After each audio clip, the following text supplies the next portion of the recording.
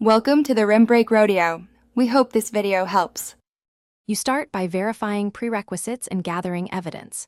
Check the ML runtime and logging library versions because mismatches cause silent drops. Once done, switch the logger to debug and route stdir into your log sync so you see exceptions.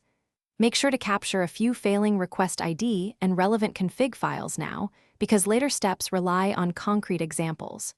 You will need timestamps, trace ID, and the environment tag to correlate events across components. Next, you trace the pipeline from app to storage to find the drop point. Validate that each hop, agent, aggregator, buffer acknowledges receipts because missing ACKs reveal bottlenecks. Inspect your formatter and serializer so logs conform to expected JSON schema and timestamp format. Inconsistent schemas get rejected downstream.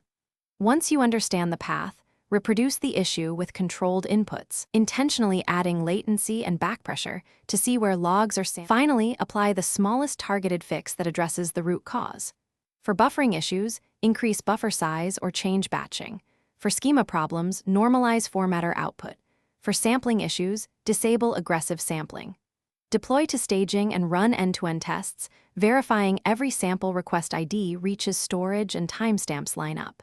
If the problem persists, check network MTU and TLS handshakes and inspect agent memory. Restart the agent with verbose diagnostics to capture the failing handshake and resolve it immediately.